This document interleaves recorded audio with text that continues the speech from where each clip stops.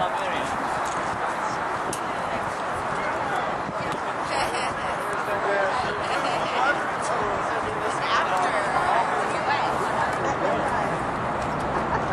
everybody doing down there? Great. Today's night, give me your cap and sit. They're not required to wear these. The Coast Guard just wants us to have them on the boat in case of emergency. I've done this maybe, I don't know, 2 or 3 times. I didn't use them yet. The way they work is pretty easy. Don't stick your head through here. All you do is pull apart. There goes the little hole there. Take this black strap, goes around your back to your arms. There should be a clip on the end of that strap. Go ahead and fix the ring. Bring it on.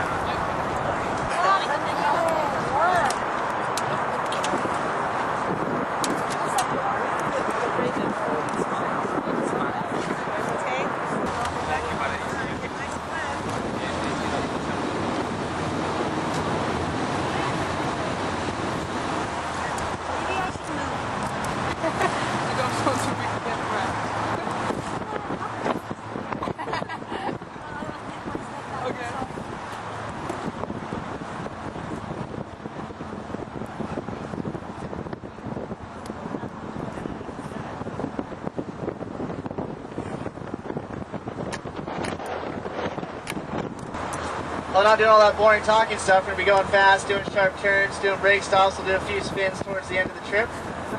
We're going to get sprayed on the front of the boat, the back of the boat, the sides of the boat. It's a good chance you're going to walk off this boat wet today.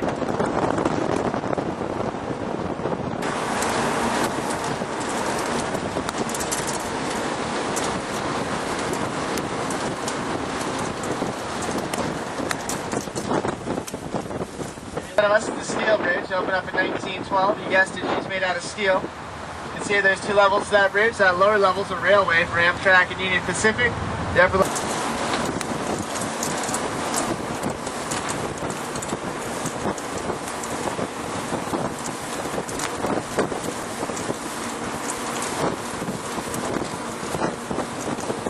They don't really make rivet hull boats anymore. They're pretty much all done by welds today.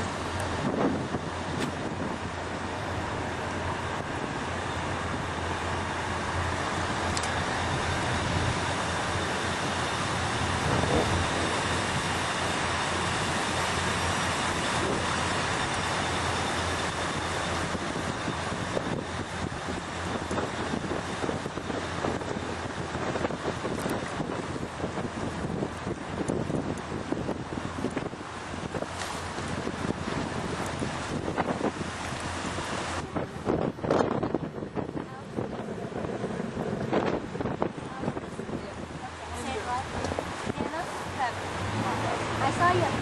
Yeah.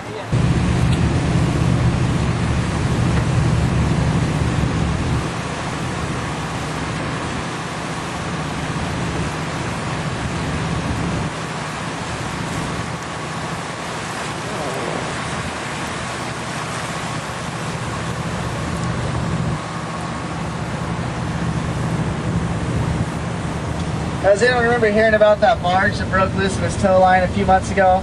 Crashed up against the mouth of the Columbia? Well, this is that barge here off to our left, the Millicoma. It's basically just really rough seas. And what happened was the tow line broke loose, the barge crashed against the rock. Be carrying oil.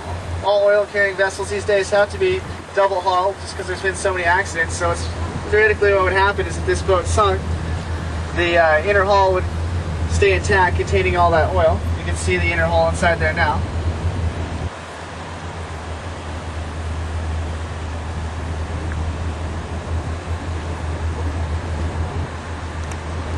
This is now is when the captain's driving, the throttles are hydraulic, and in World War II when the captain was pushing the throttles forward or backwards, they'd ring a bell down to the engineer in the engine room and he would cut open so you can see the inside working parts.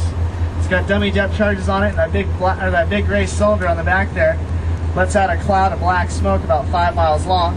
And they'd use that smoke to cover troops right before they were going to land on beaches with their landing craft. They'd also do real fast hits at night to larger ships and run away real quick.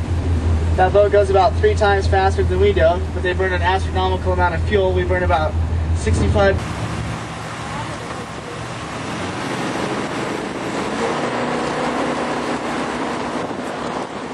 Wasn't quite wide enough. A lot of ships are just barely inching through there, so they converted it to the vertical lift bridge you see today. Another story about this bridge has nothing to do with the reason why they converted it, but when it used to be a slow bridge, the center span was open one day, and a train was coming through, and I guess the train conductor fell asleep at the wheel and actually drove his train right into the river.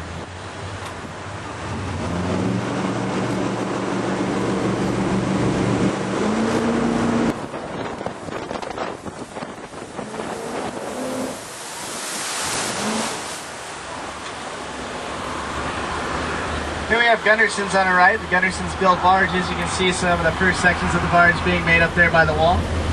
They build those sections upside down. I guess they say it's easier to bend the metal that way. Then from there, they'll take that large white crane. It's not stationary. It can slide back and forth on a track. And we're going to pick up a section, turn it upside right, laying them on top of these mounts here. And they'll start welding each individual section together until they have a barge. Once she's all painted and ready to go, they'll pull the brakes to these tracks. So it comes screaming down the...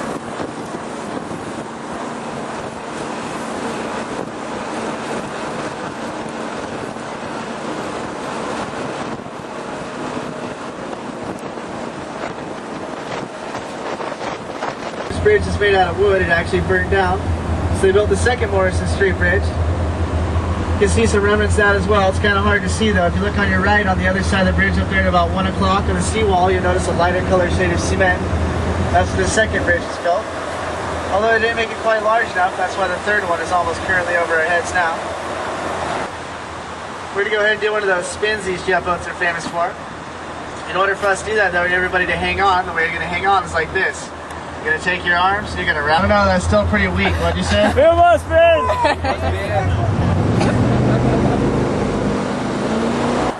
Please join us, please. Yeah, the man.